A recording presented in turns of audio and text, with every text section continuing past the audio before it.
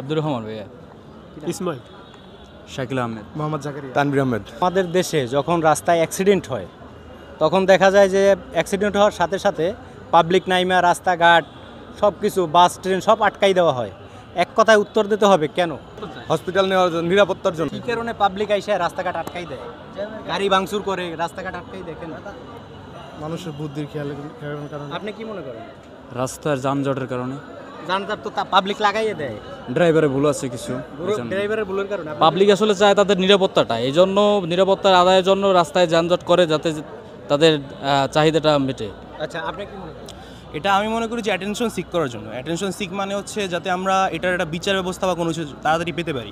কারণ এছাড়া তো দেখা যায় বাংলাদেশের প্রেক্ষাপটে কখনোই কোনো রাতারাতি কোনো বিচার ব্যবস্থা হয় না। তো যাতে সরকারের এটা দৃষ্টি আকর্ষণ আমরা করতে পারি, এই জন্যই আটকানো হয়। এখানে যতজন কথা বলছে এই ব্যাপারে, তা ওনার অ্যান্সারটা হলো কারেক্ট, কিন্তু এটা একটা হাস্যকর ব্যাপার না? একটা অ্যাক্সিডেন্ট হয়েছে, জায়গায় জায়গায় সিসি ক্যামেরা আছে, তাই না? এখানে অ্যাক্সিডেন্ট হইলে যে ড্রাইভার তার যে দোষ এমন তো না। আপনি সিসি ক্যামেরা দেখবে ওই পথচারীর দোষ না ড্রাইভারের দোষ, সাথে সাথে এটার বিচার হইলেই কিন্তু এই পাবলিক রাস্তায় নামে না। এর মূল এক কথা যদি আপনি উত্তর দিতে চান, সমাজে ন্যায় বিচার না থাকার কারণে। যদি এই ন্যায় বিচারটা থাকতো এই পাবলিক রাস্তায় নামতো না। আমরা উন্নত দেশে কি দেখি, আপনি অ্যাক্সিডেন্ট হইলে ওখানে পাবলিক আশেপাশে কেউ যাবে না, সাথে সাথে পুলিশ আসবে, সাথে সাথে আইসে ওখানে সিসি ক্যামেরা আছে, আগে দেখবে যে এখানে কি ড্রাইভারের দোষ না যে অ্যাক্সিডেন্ট হয়েছে তার দোষ। যদি পথচারীর দোষ হয়, এখন সে যদি মারাও যায় ওই মৃত্যু ব্যক্তির নামে মামলা হবে, ড্রাইভারের এখানে কোনো দোষ থাকবে না।